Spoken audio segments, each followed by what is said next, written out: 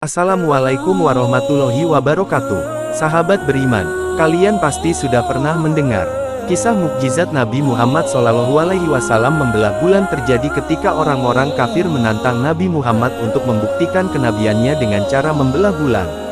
Menanggapi tantangan tersebut, Nabi Muhammad kemudian menunjuk ke arah bulan. Lalu atas kehendak Allah, bulan terbelah menjadi dua seperti disebutkan dalam hadis dari Anas ibnu Malik radhiyallahu anhu, bahwa penduduk Mekah meminta kepada Rasulullah agar beliau menunjukkan tanda mukjizat.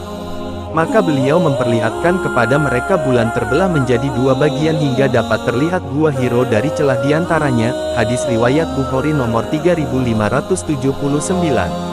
Kisah ini terjadi sebelum Nabi Muhammad SAW hijrah dari Mekah Al-Mukarramah ke Madinah Al-Munawwarah.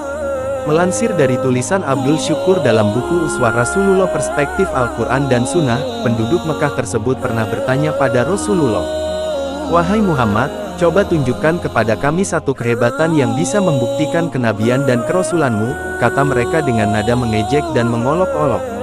Nabi Muhammad SAW bertanya, "Apa yang kalian inginkan?" Mereka menjawab, "Coba belah bulan." Maka Nabi Muhammad SAW pun berdiri dan terdiam, lalu berdoa kepada Allah agar menolongnya. Kemudian atas izin Allah Subhanahu wa Ta'ala, Nabi Muhammad SAW mendapat perintah darinya agar mengarahkan telunjuknya ke bulan. Nabi Muhammad SAW pun mengarahkan telunjuknya ke bulan. Hasilnya, bulan pun terbelah setelah ditunjuk oleh Nabi Muhammad SAW. Menyaksikan itu dengan mata kepala mereka sendiri, orang-orang musyrik itu seketika berujar, "Muhammad, kamu benar-benar telah menyihir kami."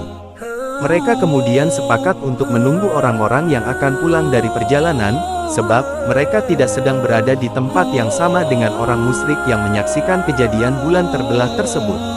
Penduduk Makkah dari kaum Quraisy itu pun bergegas menuju keluar batas kota Mekah untuk menanti penduduk lain.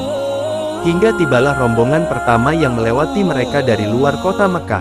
Orang musyrik itu pun bertanya, "Apakah kalian melihat sesuatu yang aneh dengan bulan dalam perjalanan kalian?" Mereka menjawab, "Ya, pada suatu malam lalu kami melihat bulan terbelah menjadi dua dan saling menjauh satu sama lain, kemudian keduanya bersatu kembali." Mendengar jawaban tersebut, sebagian dari kaum Quraisy itu ada yang memilih beriman.